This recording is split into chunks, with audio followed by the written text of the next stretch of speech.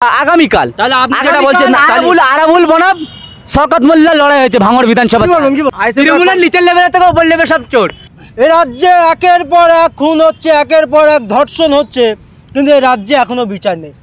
এদিকে শাসক দল অর্থাৎ তৃণমূল কংগ্রেস পথে নেমে বিচার চাইছে আরজিকর কাণ্ডে, এবং অরাজনৈতিক সংগঠন থেকে শুরু করে রাজনৈতিক সংগঠন এবং আইএসএফের পক্ষ থেকেও রাস্তায় নেমে বিচার চাইছে।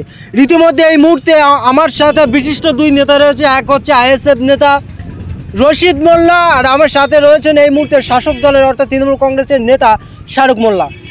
এই টোটাল ঘটনা শুনবো বিস্তারিত। কি বলবে?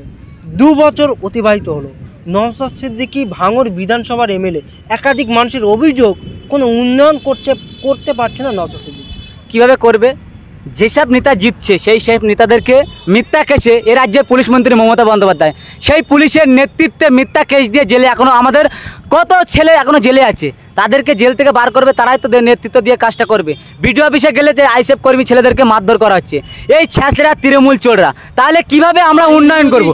আইন বিরোধী কাজ করলে পুলিশ অ্যাকশন নেবে, এটাই তো স্বাভাবিক। যে রাজ্যে পুলিশ মন্ত্রী মমতা বন্দ্যোপাধ্যায়, তাহলে আইন বিরোধী কাজ মমতা বন্দ্যোপাধ্যায় করছে না?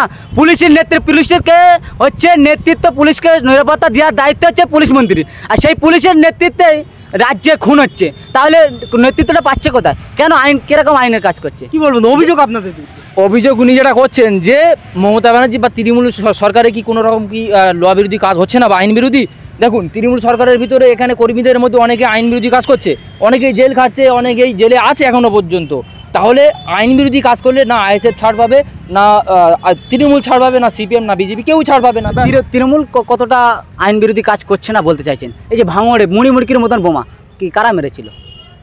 আপনি কি আপনি এই যে কথাটা বলছেন, এটা কি সঠিক আপনি প্রমাণ দিয়ে বলতে পারবেন? প্রমাণ আছে, প্রমাণ আছে। এ রাজ্যে পুলিশ মন্ত্রী মমতা বন্দ্যোপাধ্যায়, তাহলে সেই ভাঙড় বিধানসভাতে কিভাবে রাতে গাড়ি বন্দুক বোমা ঢুকছে? তাহলে শওকত মোল্লা দায়িত্ব পাওয়ার পরে ভাঙড়ে গাড়ি বোমা পড়েছে। এতদিন আরাবুল ছিল, কাইজার ছিল, আহসান ছিল, এরা দায়িত্ব ছিল। ভাঙড়ে তো বোমাগুলি চলেনি, বোমাগুলির রাজনীতি হয়নি, হয়তো টুকটাক মার খেয়েছিল, কিন্তু শওকত মোল্লা এই হারমাত নটোরিয়াস ক্রিমিনাল ভাঙড়ে দায়িত্ব পাওয়ার পরে, আর আপনাদের মতন এই চামচারা শওকত মোল্লার চামচারা আজকে দায়িত্ব তারা নিয়ে এই ভাঙড় বিধানসভাতে মুড়ির মতন বোমা ফেলেছে। তাহলে এই রাজ্যে পুলিশ মন্ত্রী মমতা বন্দ্যোপাধ্যায় কিভাবে দায়িত্ব দিচ্ছেন? কিভাবে দায়িত্ব কথা বলছে? এক্সট্রা বাড়িয়ে কথা বলছে। এই ধরনের অরুচিকর মন্তব্য কখনো শোভা পায় না। চলেনি কেন ভাঙড়ে? এতদিন বোমগুলি চলেনি কেন ভাঙড়ে? এটা আমাকে জানান। দেখুন, এই রাজ্যে এই নতুন দল আসার পরে আমরা যেটা দেখছি যে এই নতুন দল আসার পরেই নাকি বেশি মারপিট হচ্ছে, বেশি বোমাবন্ধ, বেশি নাকি মারপিট হচ্ছে। তাহলে মানুষ একদিকে কিন্তু তৃণমূল সরকারকে দই দিতে পারে না। এটা এক হাতে এই তালিটা বাঁচছে, এই তালিটা কি এক হাতে বাঁচছে? অনেক উন্নয়ন করছে, তাহলে অভিযোগ কেন? অভিযোগটা হচ্ছে চোর ছ্যাচড়া চিটিংবাজ হচ্ছে তৃণমূল সরকার। কেন বলছি?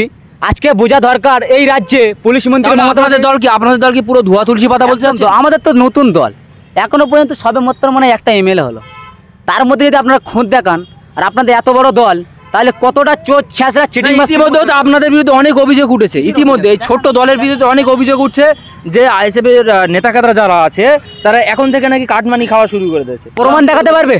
তৃণমূলের গোষ্ঠী তো আগামীকাল তাহলে আপনি যেটা বলছেন আরাবুল বনাম শওকত মোল্লা লড়াই হয়েছে ভাঙড় বিধানসভা।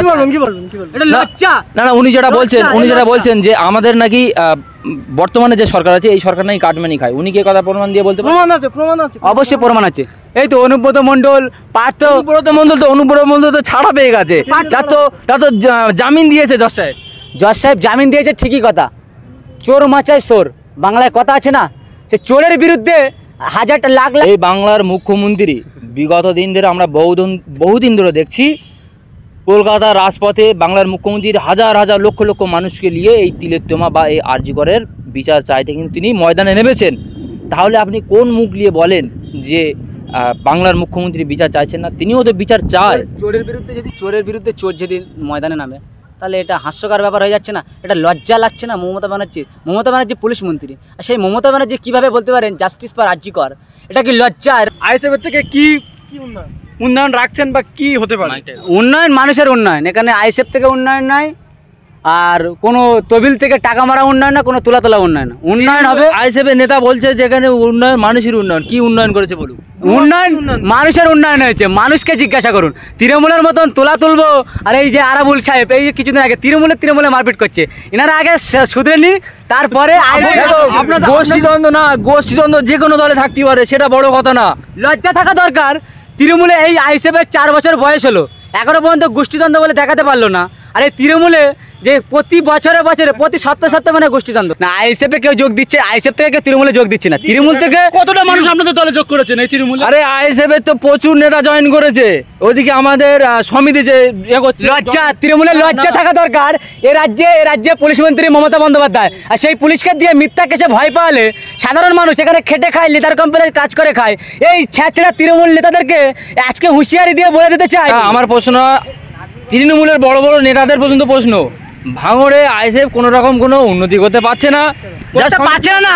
আপনারা জানেন এই পর্যন্ত বিধায়ক সাহেব, আপনারা দেখেন খবর নেন, প্রতিটা অঞ্চলে প্রতিটা বুথে কিছু কিছু বুথে আইএসএফের কল দিয়ে আছে। তৃণমূলরা তারা নাম ভাঙিয়ে খাচ্ছে।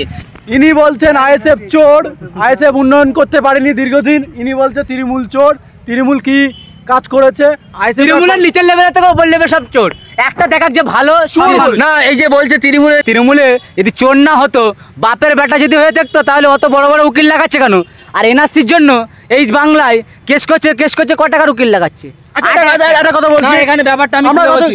কিছুদিন আগে দেখলাম আরজি কলেজে আমাদের বোন হত্যা হয়েছে, অর্থাৎ ধর্ষণ হয়েছে। সেইখানে আপনার মমতা ব্যানার্জি অর্থাৎ পশ্চিমবাংলার সরকার মুখ্যমন্ত্রী, তিনি 10 লক্ষ টাকা মুখ্যমন্ত্রী রাস্তায় নেমে আন্দোলন করছে, তিনিও তো বিচার চান। যে রাজ্যে পুলিশ মন্ত্রী মমতা বন্দ্যোপাধ্যায়, সেই পুলিশের নিরাপত্তার ভুলে আজকে মরতে হলো আমার দিদিটাকে। তাহলে এটা লজ্জা থাকা দরকার। এখনো টিভি চ্যানেলের সামনে এরা মুখ খুলছে, লজ্জা আছে? লজ্জা না, আমরাও তো আন্দোলন করছি, আমরাও তো চাই এর বিচারক। কেন উনি কি বলতে পারবে? উনি কি বলতে পারবে এই হত্যাকাণ্ডের পিছনে তৃণমূলের কোনো হাত আছে? উনি কি কথা বলতে পারবে? রাজ্যে নিরাপত্তার দায়িত্ব কে আছে? পুলিশ মন্ত্রী।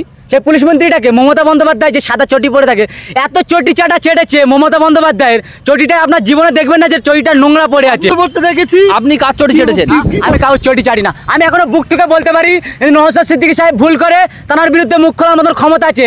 আপনাদের এই মমতা বন্দ্যোপাধ্যায় পুলিশ মন্ত্রী এত বড় ভুল করেছে, আপনারা এখনো পর্যন্ত মুখ খুলতে পারছেন না।